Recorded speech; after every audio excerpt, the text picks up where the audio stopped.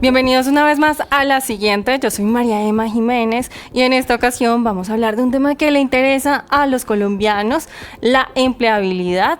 Para conversar sobre este tema me encuentro con Juan Felipe Parra Rosas. Él es profesor y experto en Derecho Laboral. También es profesor de la Universidad de los Andes y de Rosario. Juan Felipe, ¿cómo estás? Bienvenido a los micrófonos de La Siguiente. Hola Emma, muchas gracias a ustedes, a Caracol, a los oyentes, televidentes, cibernautas, fans de Caracol Radio. Chévere estar acá para conversar sobre un tema tan importante para el país y para todos nosotros.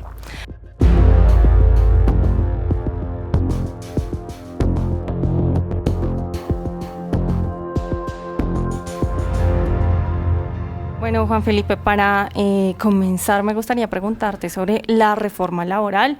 Es un tema que en los últimos días, las últimas semanas, ha entrado de nuevo al debate nacional.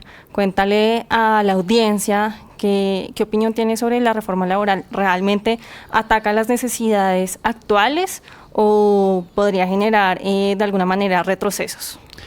Bueno, Emma, frente a esa pregunta me gustaría comenzar diciendo que necesitamos una reforma. Colombia requiere una reforma laboral y la requiere por varios puntos. El primero es, Colombia es un país que ha ratificado varios tratados en materia de derechos humanos y varios convenios de la Organización Internacional del Trabajo. Esto hace que tengamos que cumplir estándares internacionales del trabajo y tengamos que adecuar nuestra legislación y nuestra regulación laboral frente a esos estándares. Entonces tenemos una obligación internacional. Nosotros adoptamos los tratados, tenemos que hacerlo. Y no solamente frente a los derechos humanos que dirían los hippies mandan la parada, sino también tratados de libre comercio. Por ejemplo, el Tratado de Libre Comercio con Estados Unidos tiene un capítulo destinado a garantías laborales. Y hay varios informes de seguimiento de ese tratado que solicitan y llaman al gobierno nacional a hacer estos cambios. ¿Qué ha pasado? Nosotros hemos tenido el Código Sustantivo del Trabajo desde 1950, ponle tú. Tuvimos una reforma, la Ley 50 del 90, y tuvimos la reforma, la Ley 789, que fue una de las últimas grandes reformas. Y después reformas esporádicas, ¿no? El trabajo en casa, trabajo remoto, teletrabajo. Y esas reformas han tratado de a responder a las dinámicas del mercado laboral y también a esas necesidades internacionales. Pero en últimas también han sido los jueces los que han llenado esos vacíos. Entonces, cuando uno está en litigio, muchas veces es el juez el que termina adoptando el estándar internacional.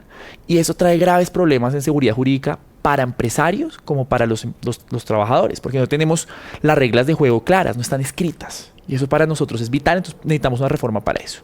También necesitamos una reforma que responda a las necesidades del mercado laboral. ¿Sí? El mercado laboral actual, tenemos una tasa de ocupación relativamente baja. Actualmente el desempleo en la última medición que hizo el DANE en el 2024, en julio, está 9.9%, pero si uno lo ve en comparativo o lo desagrega frente al desempleo femenino masculino, pues ahí vemos brechas. Las mujeres tienen un desempleo mucho mayor, más alto que el de los hombres. El de los hombres está alrededor del 7%, el de las mujeres en el 12%. Entonces tenemos que responder a esas necesidades. Necesitamos brindarle empleo. Hay muchas personas que no encuentran trabajo. No, las personas con discapacidad, las personas de género diverso, es que realmente hay varias dificultades ahí, ¿no? Sí, y es otro punto de por qué necesitamos la reforma. Necesitamos una reforma que sea incluyente, que responda a el mercado laboral y a las distintas identidades, pero también las distintas experticias de las personas que están saliendo, ¿no? O sea, un filósofo, un antropólogo, tenemos que mirar cómo el mercado laboral logra absorber. Y la regulación laboral puede ayudar en eso. Entonces, ahí tenemos un punto. Ahora, ¿qué reforma laboral necesita el país? ¿Es la reforma laboral que presentaba por el gobierno perfecta? No. Pero trae varios puntos que son útiles. Entonces, ya se abrió la discusión para la reforma. Pues tengamos la discusión, construyamos en consensos, empresarios, trabajadores, personas en desempleo deberían ser llamadas también para evaluar el mercado, pues la reforma laboral. E inclusive me atrevería a decir que los centros educativos deberían ser llamados. Tendría que haber una conversión entre el sistema educativo de educación superior, educación básica y mercado laboral, regulación laboral, para ver cómo conversamos e incluimos todos estos temas. Claro, es que precisamente las reformas deben ser como un punto de encuentro entre todos los ciudadanos, porque al final nos terminan afectando a todos. Juan Felipe, yo quisiera preguntarle ahora, o profesor, preguntarle ahora, qué puntos son los más preocupantes de esta reforma laboral y cuáles son los puntos más destacables. Listo, entonces, frente a los puntos positivos y puntos no tan buenos, negativos, que puede mejorar o que debería mejorar el texto de la reforma porque estamos a tiempo, pues podemos señalar, yo creo que 5 grandes puntos positivos. Ya voy con los problemáticos. Entonces, primero digamos lo bueno. Lo bonito. Lo bonito de esta reforma. Esta reforma actualiza los principios del derecho laboral y los pone a tono con la Constitución, con el artículo 53 de la Constitución. Esta reforma es una de las primeras reformas que directamente, expresamente prohíbe la discriminación en los espacios de trabajo. Eso ya está en la jurisprudencia de la Corte Constitucional y demás, pero no estaba en el Código Sustantivo del Trabajo. Ahorita va a entrar en la regulación laboral. Se sanciona la discriminación por género, sexo, raza, orientación sexual. Entonces, es algo positivo. Otra cosa positiva es que tiene una perspectiva de género, ¿no? Y es una perspectiva de género necesaria. Natalia Ramírez Bustamante, profesora de la Universidad de los Andes y miembro de la misión de empleo, en su informe mostró cómo las mujeres tienen un año más de educación que los hombres y ganan menos que los hombres, ¿sí? Tienen una tasa de desempleo más alta que los hombres. Y adicionalmente las mujeres históricamente han sido invisibilizadas bajo el trabajo de cuidado. Entonces esta reforma laboral responde a eso. ¿Y cómo responde a eso? Busca tomar medidas que eliminen esa brecha de género. Por ejemplo, aumentando la licencia de paternidad. Aumenta la licencia de paternidad, pasa a ser de 2 semanas a 6 semanas. Y ustedes me dirán, ¿pero por qué el aumento de la reforma de la licencia de paternidad beneficia a las mujeres? Porque lo que se ha demostrado es que los empleadores tienen un incentivo para no contratar mujeres porque tienen una licencia más alta, más larga. Entonces ahora compartamos papá y mamá la labor de ser padre. Exacto. Pues el hijo es de los dos, ¿o no? Entonces es justo. Y adicionalmente también habla de entidades diversas frente a la licencia, ¿no? Eso es importante. Ya la Corte Constitucional lo había dicho, pero está expreso en el texto. Sanciona el acoso sexual y el acoso laboral en el lugar de trabajo y se articula con la ley 1010 del 2006 y una ley que salió este año sobre acoso sexual. Y otra cosa muy importante de esta reforma es que la reforma, por ejemplo, permite compatibilizar el trabajo de cuidado con el trabajo. Entonces, hay unas nuevas licencias. También la licencia menstrual, ¿no? Esto también se denomina licencia menstrual, pero es cuando una mujer sufre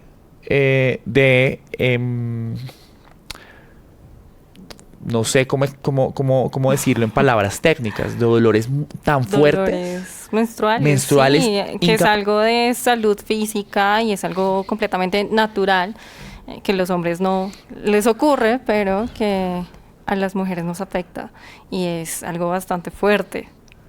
Así es. Entonces, esos son puntos positivos. Entonces tenemos esto, actualizamos, por ejemplo, tenemos una cápite sobre estabilidad laboral reforzada y entonces aquí vienen puntos que son buenos dependiendo de la perspectiva, ¿no? Entonces se vuelve, y la promesa de campaña del presidente Gustavo Petro se materializa acá. Vamos a volver la jornada diurna. Vamos a volver a que la jornada sea de 6 de la mañana a 7 de la noche y después de 7 a 6 de la mañana que sea nocturna, ¿sí? Entonces, y aumenta los recargos de horas extra, trata de limitar la contratación por contratos a término fijo, pero entonces esto para los trabajadores, pues claro, tenemos más estabilidad, vamos a recibir más dinero, ¿sí? Los recargos aumentan, pero es el punto álgido. Sí, ahí es el tema de los empleadores, de los empresarios, que siento yo que ellos tienen una seria preocupación sobre la reforma laboral, porque esto les podría traer implicaciones económicas bien grandes, ¿no? Exacto, aumentan, y esto es crucial, aumentan los costos laborales. ¿Sí? Esto es verdad, la reforma incrementa los costos laborales y tenemos que pensarlo en un mercado laboral en donde la mayor oferta de empleo las dan las MIPYMES. Entonces también es como un llamado, tenemos que evaluar esto a lupa. No estoy diciendo que sea bueno ni que sea malo, tenemos que evaluarlo a lupa y mirar las consecuencias que pueden llegar a tener, ¿sí? y tener las discusiones. En el legislativo es el lugar para tener las discusiones y llegar a consensos en donde las dos partes ganen, ¿sí? Ahora, la pregunta que tú me hacías sobre, bueno, y ahora, ¿qué es lo problemática de la reforma? Lo no tan lindo. Lo no tan lindo. En derecho es muy importante cómo se escribe. Yo creo que en todas partes, ¿no? Una mala carta de amor, uno no la entiende. Imagínense usted el Código Sustantivo del Trabajo. Entonces, en el último proyecto que se presentó, hay unos artículos relacionados al contrato a término fijo que buscan, no se sabe si lo eliminan o no. O sea, dicen que se permite, pero después dicen, no, eso no se puede, entonces uno queda como loco, no sé. Se puede contratar contratos a término fijo, contrato a término definido. Eso tiene solución. Tome la jurisprudencia de la Corte Constitucional o Corte Suprema de Justicia sobre la terminación del contrato, no por simplemente la llegada del plazo, porque efectivamente se terminó el objeto del contrato. Otra cosa que no es tan chévere. Trabajo en plataformas de reparto, que es tratamos de actualizar la legislación y tomamos algo muy similar del caso chileno. Y si bien es cierto, hablan de unos conceptos como subordinación algorítmica, ahora el algoritmo es el que me controla, nos dejan en una indeterminación, porque me dice pueden ser subordinados o autónomos. Entonces, ¿quién decide? ¿La plataforma? ¿Cómo? Volvemos a la misma idea, el juez va a ser el que va a resolver el problema. Entonces ahí, indeterminación. Otro tema que no es tan chévere, que yo creo que se les fue las luces al gobierno nacional y también a los empresarios. Esto fíjese que le conviene a los empresarios. Yo siempre cuando tengo clientes les digo, siempre pelean por los fueros, por la estabilidad laboral reforzada. Entonces, para los televidentes, ¿qué son los fueros? Hay personas que tienen más protección que otras en el derecho laboral. Hay personas que tienen más protección que otras y que se manifiesta en la estabilidad laboral reforzada, en los fueros. ¿Eso qué significa? Que yo para terminar el contrato de trabajo tengo que ir a pedir autorización a un lugar. ¿Sí? No lo puedo terminar porque sí, no puedo terminarlo sin justa causa, tiene que haber una justa causa para terminarlo y alguien me tiene que autorizar. Entonces, tenemos actualmente, por jurisprudencia, tenemos la estabilidad laboral reforzada por fuero de salud, con 3 tesis. Tenemos tesis Corte Suprema de Justicia, Corte Constitucional y Corte Suprema de Justicia remasterizada. Entonces, quedamos como locos, no sabemos a quién hacerle caso. Tenemos el fuero de padre o madre cabeza de hogar, que ya es reconocido por la jurisprudencia constitucional y laboral. Tenemos el fuero sindical, larga data, legal. Fuero de prepensionado, protección a las personas prepensionadas, y unos fueros especiales, por ejemplo, en los casos de acoso laboral, acoso sexual, se activa una nueva garantía o unos nuevos fueros. Entonces es como la estabilidad laboral reforzada, y el fuero circunstancial, que sobre ese no hay mayor problema en la reforma. ¿Qué pasa? Que la reforma solamente se concentra en el fuero de maternidad, en la estabilidad laboral reforzada por fuero de maternidad, por ser madre o padre, y se concentra en la estabilidad laboral reforzada por fuero de salud, pero simplemente en el reintegro o en la reubicación del trabajador.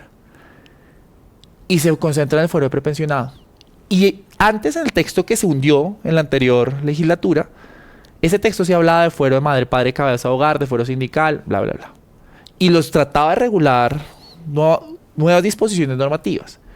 ¿Y por qué digo que pierden los empleadores, los empresarios?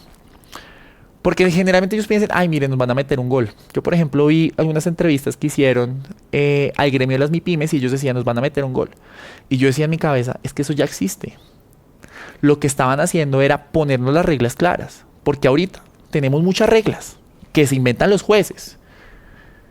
Y eso genera inseguridad jurídica para las operaciones. A mí me llama un cliente y me dice, mire, tengo este caso, quiero terminar el contrato de trabajo. Entonces yo le digo, hay 3 caminos posibles, 3 posibilidades que pueden dar, 3 multiversos. Tenemos inseguridad, no sabemos qué puede pasar. Entonces, eso no es tan chévere. Y no es tan chévere que se ha bajado de cosas en lo que tiene que ver con el derecho sindical. Por ejemplo, regular los permisos sindicales. Si necesitamos una regulación clara de permisos sindicales acá. No está tan chévere tampoco que no se fortalezca realmente el sindicalismo, constituyendo sindicatos grandes, fuertes, y se permita de alguna manera, porque no se toca en la reforma, que es la oportunidad de reformarla, que es un libro que tiene Zaida Quintero, directora del Departamento de Derecho Laboral de la Universidad del Rosario, sobre el abuso del derecho sindical. debería expresamente sancionarse, decirle, no se puede abusar del derecho sindical. Y no estoy diciendo que todos los sindicatos lo hagan, no, los sindicatos son una instancia fundamental para negociar. Sí, pero lo que suele pasar es que en las empresas se quejan mucho de los sindicatos, de las personas que hacen parte de este tipo de grupos. Yo quiero detenerlo ahí y quiero preguntarle también sobre los jóvenes, que pues somos el futuro del país. ¿Cómo la reforma laboral nos puede afectar a los jóvenes? Es una gran pregunta, porque los jóvenes tienen una alta tasa de desempleo y creo que más que datos, y esto me lo ha dejado la vida porque es claro, es importante las variables del mercado laboral, pero también es la vivencia de la gente, de lo que uno escucha, ¿sí? Algo más cercano a la sociología del trabajo. Y usted va, sus amigas, por ejemplo, mis amigos, yo tengo conocidos, mis estudiantes, muchos salen y están desempleados. Sí, hay muchos que tardan varios meses, incluso años, en conseguir trabajo en lo que estudiaron o en lo que saben. Exacto. Y ahí, ¿cómo entra entonces la reforma? Entonces, ¿cómo entra la reforma? Lo positivo para los jóvenes. El contrato de aprendizaje, que es otra de las promesas de campaña del presidente Gustavo Petro y una de las banderas de la ministra de Trabajo, y es volver el contrato de aprendizaje que firman generalmente los aprendices del SENA, pero también algunos estudiantes universitarios, volverlo contrato de trabajo. Porque resulta que la anterior reforma, la anterior reforma le quitó la naturaleza laboral. Y hay problemas con eso. Por ejemplo, ganan menos de un salario mínimo, están afiliados a Seguridad Social, pero la afiliación depende de la fase lectiva o fase práctica. Entonces, ¿qué pasa si yo quedo embarazada? Entonces, ¿quién me va a pagar la licencia? Eso es un tema que, de hecho, la Corte Constitucional llamó al Congreso y le dijo, oigan, necesitamos que regulen esto. Y eso el Código Sustantivo la nueva reforma lo trae. Va a ser un contrato laboral, le da esa naturaleza. Y eso impacta a los jóvenes que estudian educación técnica y que están en el SENA, ¿no? Que es una población muy importante y necesaria para el mantenimiento de la economía. Ahora, para los jóvenes que podríamos llamar universitarios, la reforma no trae nada y creo que la reforma se queda coja ahí, en el sentido en que, claro, nos dicen tenemos que pensar en la descarbonización de la economía, en nuevos empleos, pero dígame cómo. Y dígame cómo vamos a aprovechar las necesidades del mercado laboral, lo que necesita el mercado con lo que están estudiando. Y para eso tenemos que articular educación superior, ¿sí? ¿Cuáles son las competencias que queremos que desarrollen nuestros egresados? ¿Cuáles son las carreras que necesitamos en este momento? Y transformémonos a las necesidades de mercado.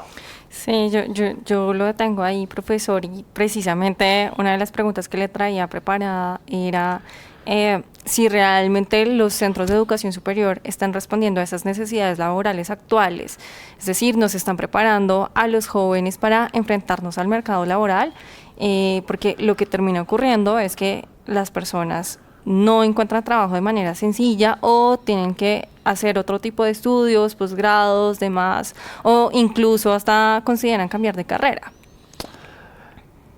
Es una pregunta compleja y es una pregunta que me toca personalmente por mi tesis de doctorado. Y yo estoy estudiando los call centers y los call centers son como el escampadero. Entonces uno ahí encuentra abogado, filósofo, periodistas. La persona que no encuentra trabajo, pero que sabe inglés, termina trabajando en un call center. Y los call centers y la propaganda de los call centers es inmensa y es una fuente de trabajo y trabajo formal que fue impulsada por el gobierno Duque en la economía naranja. Eso es claro y fue un alivio en la pandemia para muchos, muchas y muchas. Eso es claro. El problema es que, entonces, ¿qué estamos haciendo mal en la educación? O el mercado laboral no está logrando absorber a las personas que están saliendo. Porque también la otra es que estamos viendo cómo se están escapando del país gente maravillosa, médicos, economistas, arquitectos, filósofos, antropólogos, y van a ejercer su carrera afuera. Porque no encuentran oportunidades. Y eso nos va a pasar factura a nosotros. En el sistema de salud nos va a pasar factura. Seguramente. Porque se están yendo los médicos. Entonces, ¿qué hacemos? ¿Sí? Tenemos que pensar cómo impactamos esos, no sé cómo decirlos, esos sectores de la economía que puedan absorber esa mano de obra. Y pensar muy bien y creo que esto es algo que tienen que hacer todos los centros de pensamiento de educación superior, y hacia eso ha virado el Ministerio de Educación, y es evaluar fundamentándome en competencias. ¿Sí? Las competencias necesarias que necesita un egresado para el mercado laboral. Tanto así que ahorita la gran discusión es nosotros en las aulas los estudiantes tienen que saber utilizar ChatGPT. Sí, sí, y de manera ética y profesional, ¿no? Porque pues incluso ya ha pasado a nivel mundial que escritores han publicado libros escritos por ChatGPT. Hay una escritora asiática que luego de ganar un premio tuvo que confesar que parte del libro no lo escribió ella. Y también, aprovechando esta oportunidad que usted me da, quería preguntarle otra cosa, y era precisamente si el mercado actual está preparado para esa transformación digital, porque el mundo cada vez está, digamos que, absorbiendo más tecnologías. Como bien lo mencionas, pues ChatGPT es algo que ha revolucionado el mundo en el último año. ¿Qué opinas al respecto? Esa pregunta es una gran pregunta, porque claro, nosotros tenemos que preocuparnos por los avances tecnológicos, pero también tenemos que reconocer que en Colombia nosotros no tenemos un solo mercado laboral. Claro, se hacen las cuentas como el mercado laboral dice nacional, pero después salen los mercados laborales dispersos, y entonces está el mercado laboral de las ciudades principales y del rural disperso, del campo. Entonces tenemos que responder de manera diferenciada con esos avances tecnológicos frente a los dos mercados, y al mercado laboral urbano y al mercado laboral rural, porque la ruralidad también es una apuesta de este gobierno que está en la reforma laboral. No está tan claro el contrato agrícola cómo puede llegar a impactar, pero es positivo, al menos se menciona y se habla de cómo se van a hacer las cotizaciones de seguridad social, la jornada y demás. Eso es positivo. El problema es que nos está diciendo, bueno, y las tecnologías, claro, me estás diciendo que vamos a descarbonizar. Perfecto. Transición, es necesario hacer la transición de la descarbonización, pero entonces ¿dónde me dejan las nuevas tecnologías? ¿Qué va a hacer con los empleos que ya el Fondo Monetario Internacional y el Banco Mundial en múltiples informes han dicho que se van a perder? Porque se van a perder con la inteligencia artificial, con los avances tecnológicos, pero también vienen nuevas oportunidades de empleo. Entonces, ¿qué tenemos que hacer? Mirar cuáles son las nuevas oportunidades de empleo y entrar. Eso no lo tiene la reforma, no se ha pensado y tiene que estar en la agenda. Es el momento de hacerlo, porque ya la inteligencia artificial existe. Tenemos que hablar de límites éticos al uso y al desarrollo de la IA, pero también cómo vamos a articular el mercado laboral. Ya estamos hablando de nuevas carreras, cómo cambiamos los pensums. Por ejemplo, dicen que los contadores, la carrera de contaduría posiblemente desaparezca por la IA. Los abogados, pues tenemos que adaptarnos, porque la IA nos puede ayudar a hacer memoriales y demás, pero si no lo usamos, pues nos vamos a quedar rezagados. Redactar una tutela y Exacto. demás. Sí, aunque bueno, yo quiero ahí aportar dos cosas. Y por un lado, el Ministerio de las TIC ha estado trabajando fuertemente con empresas importantes como lo son Microsoft, Google, Huawei, para capacitar a los ciudadanos. Si usted no lo sabía, en Caracol Radio, en nuestra página tenemos artículos donde hablamos de los cursos del Ministerio de las TIC y de estas compañías. Pero además quisiera compartirles un dato que me compartió la semana pasada en Andicom en Cartagena, una de las integrantes del equipo de Microsoft, y es que la inteligencia artificial no debemos tenerle miedo, sino que más bien debemos aprenderla a usar. Incluso esta puede ser considerada como una nueva habilidad y puede hacer que las personas en términos profesionales sean mucho más productivas, y por tanto las personas que saben de inteligencia artificial pueden ser más digamos que temidas frente a las personas que no conocen o no saben utilizar la inteligencia artificial. Así que ahí les comparto un dato: tienen que aprender de inteligencia artificial para ser más productivos y más competitivos en el mercado. Profesor, ahora bien, yo quisiera preguntarle sobre la informalidad. Ese es otro de los temas que generan preocupación a nivel nacional. ¿Usted cree que el gobierno está haciendo o está tomando medidas para combatir la informalidad? obviamente la informalidad no del todo es mala, pero pues sí termina perjudicando a los ciudadanos en términos de sus derechos. ¿Qué opinión tiene usted? O sea, es una gran pregunta, Emma. Es una pregunta que siempre ronda. Por ejemplo, estuve en el Congreso hace poco en la discusión de la reforma laboral y el gran coco que traen los empresarios y que traen los centros de pensamiento económicos es, bueno, y la informalidad. Porque una apuesta sí es sacar a las personas de informalidad, porque los costos de la informalidad se ven a futuro. Entonces, por ejemplo, yo puedo ser informal y en este momento no me preocupo, pero ya después cuando llega la vejez, ya es un tema que me preocupa.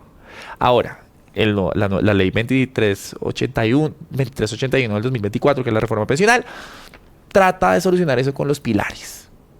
Pero eso no es suficiente, porque estoy pensando en la salida. Entonces la idea es que también tengan cobertura en caso de que se accidenten, tengan un derecho a una incapacidad médica. Y que cada vez aumenten los empleos formales y de calidad, porque eso también está atado a tener un trabajo digno, ¿sí? En condiciones dignas. Entonces la reforma realmente no se concentra y no tiene como núcleo central combatir la formalidad e informalidad, como sí la tuvo, por ejemplo, la Ley 50 del 90 y la 789. Sin embargo, para ser honestos y justos con el gobierno, ustedes pueden revisar las investigaciones que analizan los impactos económicos de estas reformas. Y van a encontrar que los impactos pues no tienen una causalidad directa que demuestre que la reducción de los derechos laborales, la flexibilización del mercado laboral, hayan traído réditos a la formalidad. O sea, es una hipótesis, es una enunciación que no tiene soporte alguno, o que si tiene soporte pues puede ser contradicido por otras investigaciones. Entonces no hay unanimidad. Entonces, este no es el discurso de esta reforma. Esta reforma no busca flexibilizar, directamente dice vamos por más derechos, pero sí va a ocuparme de regular algunos trabajos que están informales. Por ejemplo, ¿quién de ustedes no ha pedido un Rappi? Sí, todos ustedes han utilizado las aplicaciones. En algún punto de la vida todos hemos caído. Todos hemos caído al uso de plataformas. Aunque bueno, también es una forma en la que genera trabajo, ¿no? O sea, exacto. En algún momento recuerdo yo que un gran amigo me comentaba que en plena madrugada pidió un Rappi y llegó a su casa un adulto mayor y él quedó como sorprendido porque, pues claro, un adulto mayor trabajando a esas horas de la mañana, y el adulto le contestó que pues tenía que trabajar de esa forma porque no había manera más de, digamos, que ganar dinero. Continúa, por favor. No, pero es totalmente cierta esa historia, ¿no? Porque no puedes conocer que las plataformas de reparto, hay un estudio de Fedesarrollo de Cristina Fernández que muestran cómo las plataformas de reparto, tanto Uber, Cabify, Didi, bueno, todas las de comida, generan empleo. Y es una salida, por ejemplo, para la población migrante, que es una de las grandes beneficiadas en poder conseguir un trabajo cuando ingresan al país, en esto. Ahora, el gran problema es que estamos dando un trabajo sin la protección y los derechos que deberían tener. Entonces, la reforma laboral dice, tenemos que reconocer una serie de derechos a estos trabajadores, porque son trabajadores. Entonces, eso es positivo, ¿no? Afiliación a seguridad social, protección mínima en caso de un accidente de trabajo. Entonces, está bien. Las trabajadoras domésticas, ¿no? La informalidad de las trabajadoras domésticas es muy alta en Colombia. Vamos y que muchas veces no se les reconoce como debería ser, ¿no? Y como la ley ya lo ha establecido. Exacto. Es una discusión álgida, pero fíjense que la reforma se concentra en eso. Y también en el campo. Entonces hay contrato rural que busca también formalizar a los campesinos, ¿sí? Campesinas de las zonas rurales del país. Eso es positivo. Entonces estamos diciendo, listo, queremos formalizar. Ahora, el gran problema de Colombia es que siempre decimos que queremos, ¿no? Es como queremos hacerlo. Vamos a hacerlo. Esta institución lo va a curar. Y el derecho no es mágico. Derecho no es porque esté escrito, se va a cumplir. Y eso es preocupante porque lo que proyectan estos centros de pensamiento es que la reforma laboral, con los costos laborales que puede llegar a implicar, puede impactar de manera negativa la formalidad, es decir, volver el trabajo formal mucho más costoso y aumentar la informalidad. Ahora, vuelvo y digo, hay posiciones en contra, posiciones a favor. Entonces, tenemos que sentarnos y negociar. Entonces, claro, tenemos que garantizar derechos y es la política también del gobierno y fue la agenda política que ganó. Al margen de cómo esté la popularidad y demás, fue la que ganó. Entonces, sentémonos y conversemos también con los empresarios, con las centrales obreras y lleguemos a consensos. Yo creo que es una oportunidad maravillosa para actualizar nuestra reforma laboral. Miremos y evaluemos qué impactos pueden tener con la formalidad e informalidad, pero también necesitamos claridad en los derechos. Tenemos que proteger al sindicalismo en Colombia, es una realidad, han sido históricamente discriminados. A las mujeres, a la población LGBTQ+, a la población racializada, a la población campesina, tenemos que protegerlas. Pero también necesitamos que el núcleo empresarial, el brazo empresarial crezca, ¿no? Que las MIPYMES se vuelvan grandes empresas. Entonces, ¿cómo lo hacemos? Articulemos también la reforma tributaria, que es pertinente para estos tiempos, con la reforma laboral, que todo esté articulado. Yo siento que lo que está pasando estamos andando por momentos de desarticulación, ¿no? O sea, pese a que hay varias reformas al tiempo, cada una va por su lado.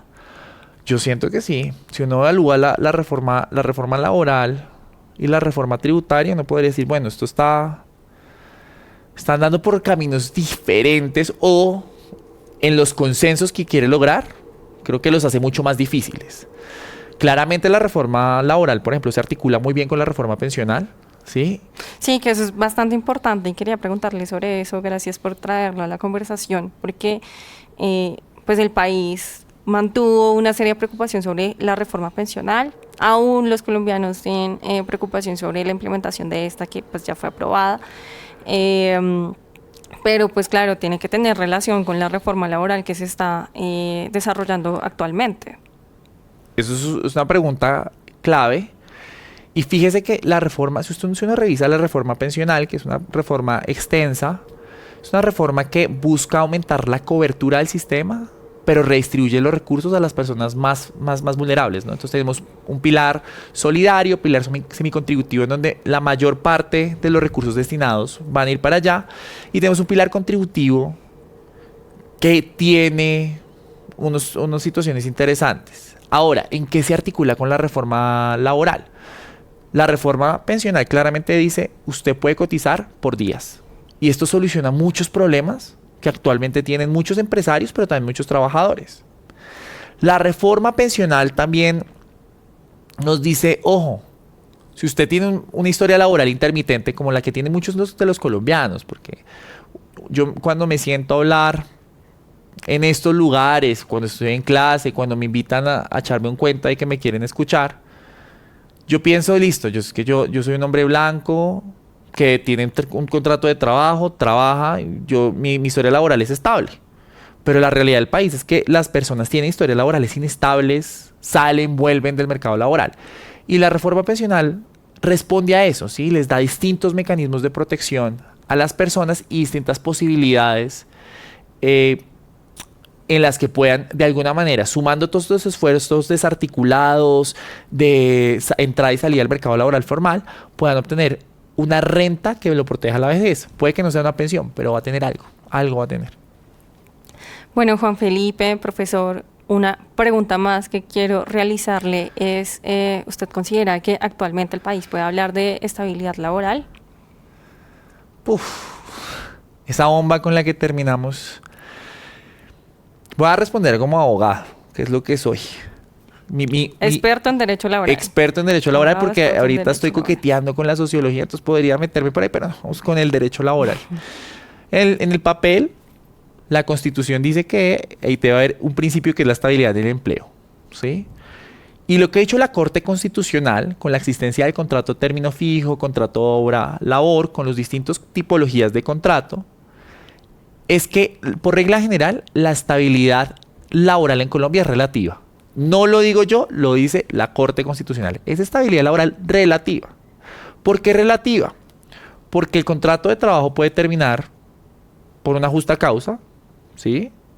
Puede terminar sin justa causa y yo asumo una indemnización, o puede terminar por causas como es la llegada de la expiración del plazo, ¿sí? El contrato a término fijo, se pacta un plazo y llegada el plazo, pues se termina el contrato. si no se renueva, ¿sí? Si no se cumple la prórroga del contrato.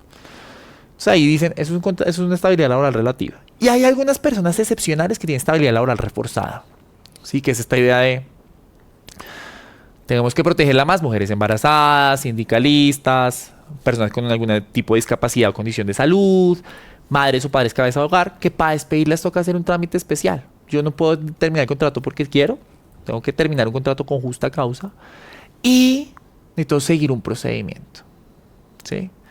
Entonces tenemos una estabilidad laboral relativa. Hay estabilidad, sí, pero no es absoluta, es relativa.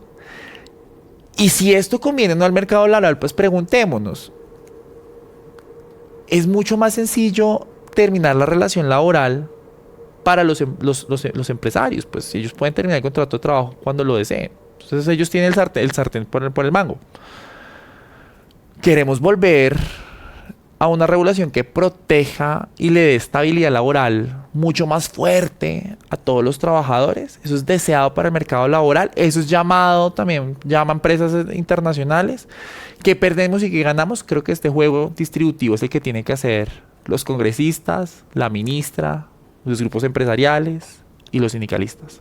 Y también los colombianos, ¿no? Porque lo que ha mencionado el presidente Gustavo Petro es que quiere escuchar a los ciudadanos y es también ahí donde nosotros debemos usar nuestra voz y participar para pues comentar precisamente nuestras inconformidades y pues nuestros deseos para que este país pues precisamente mejore.